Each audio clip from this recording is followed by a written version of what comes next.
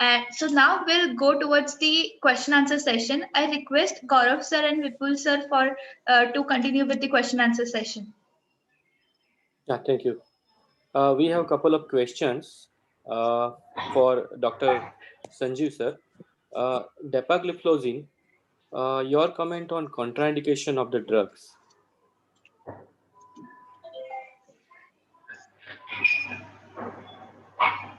Sir, Sanjeev sir, if you are there. Or else, sir, Sanjeev sir, you are not audible. Dr. Sanjeev? Yeah, I am there, but a host has to. I am Hello? not muted. Yes, yes. Yeah, Dr. Sanjeev, we can hear you. okay. So the question was in relation to comment on question was in contraindication. yeah, the question was on contraindication. At present, there is one major contraindication is the use in EGFR less than 30.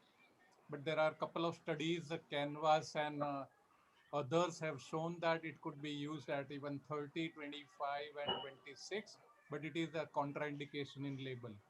Second, the group of patients who have suffered from major urinary tract infection in the past, or the women who get recurrent urinary infection or vaginal infection, you will not be able to use the drug because of persistent glycosuria with this class of an agent. So these are the only two major contraindication. Minor precautions you need to take in elderly people whose intake is erratic, his intake is low, who have a tendency to have a postural hypotension. These are the people with low ejection fraction and a low blood pressure and multiple cardiac agents.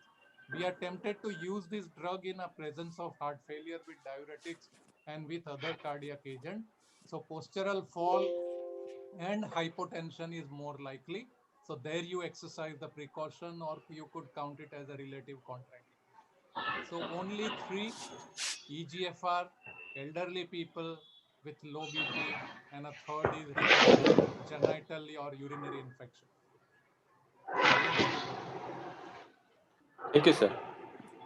Uh, Another question is for Sanjeev sir. You, what is the relation of AC inhibitor and ARBs used with these drugs like dapagliflozin or any SGLT2 inhibitors in hypertensive patients? Your comment specifically.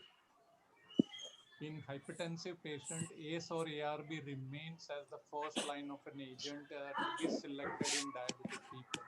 One third of diabetics will have microalbuminuria, which also creates an indication to use the same class of an agent. Now, when it comes to selecting an SGLT2 inhibitor in presence of ARB, it is primarily because the clinical trials done for kidney protection had 100% patients having full RAS blockade treatment.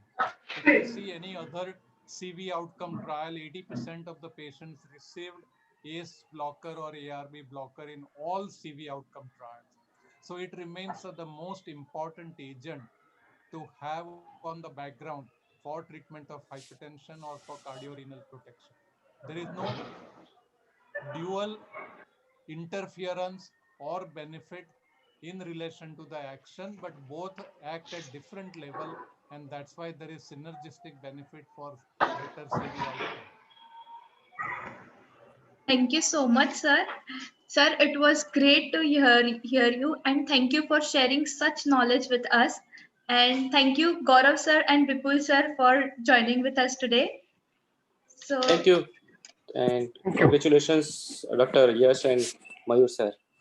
Thank you. Thank you, everyone. And thank you, Vipul Srivastava sir, Dr. Sanjeev Shah sir,